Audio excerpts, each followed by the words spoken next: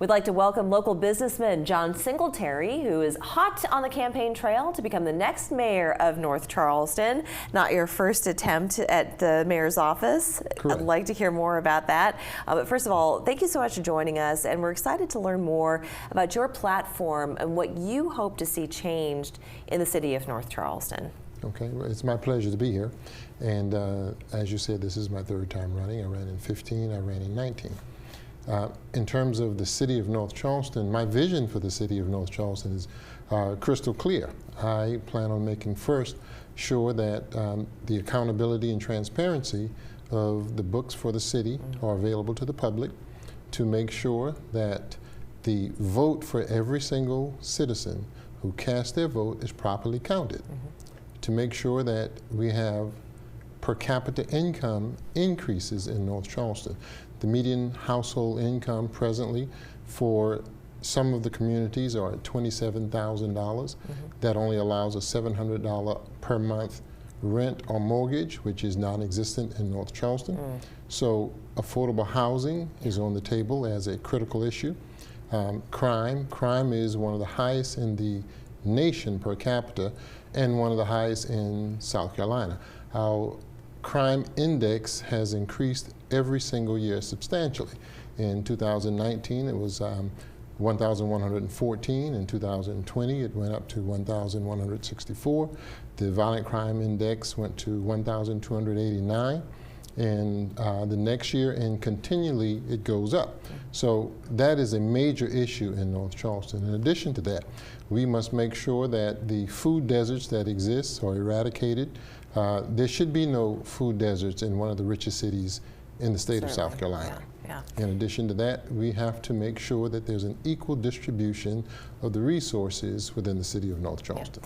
Now, I want to go back to crime for just a quick moment, because we just spoke to former Chief Reggie Burgess, who is also in the running for mayor of North Charleston, and he would contend that under his leadership, he saw crime come down because of his face-to-face with the community. Now, we are seeing some violent crime coming down just a bit, but crime overall in the city of North Charleston still puts us at a much higher rate, like you said, in the nation. So where do you think we're failing on that front? In terms of crime, we're failing in every respect. The statistics the facts and the data that I reported come from the North Charleston Crime Statistic Database, which also goes to the FBI Crime Statistic Database. This is the violent crime index for North Charleston. And while we may have good programs, if they're ineffective, we must do something different. As I said, in 19, it was 1,114. 964 in 18. Going back to 20, it was 1,164. 1,289 in the next year, and on and on. The numbers so are there. Even though we may have good programs, if you read the racial bias audit, the racial bias audit says that even when at the top there are things that have been decided upon, it does not get down to the lower level of the police officers, and certainly not out to the community. So we have to not only address crime from the standpoint of programs within the police force, but more importantly, because crime is a function of chronic joblessness over an extended period of time, we must address crime in the city of North Charleston by the per capita income going up for those who live in the high crime areas.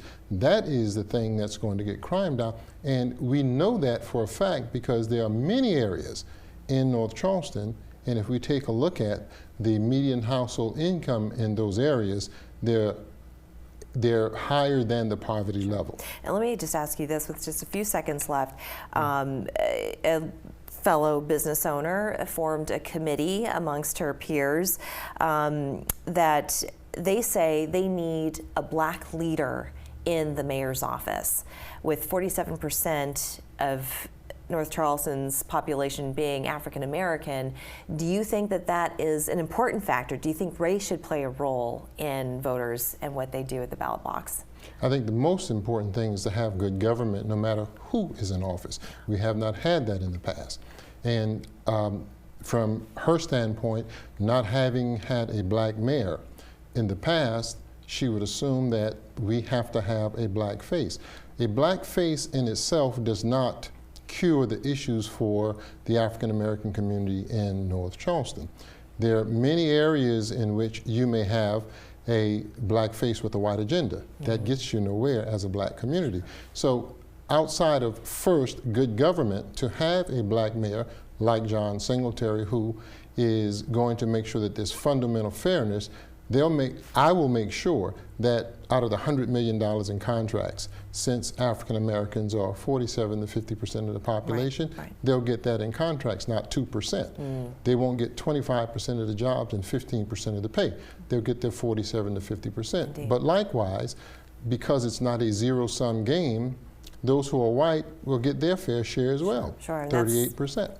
Fairness Absolutely, above all. fundamental fairness. Indeed. Well, I want to thank you so much, John, for joining us today. And for people who want to join Team Singletary meetings, every Tuesday and Thursday, we're going to put the information up. You can do that. And we'd love to have you come back as we get closer to Election Day. Love to. Thank you so much. My pleasure. We're back after this.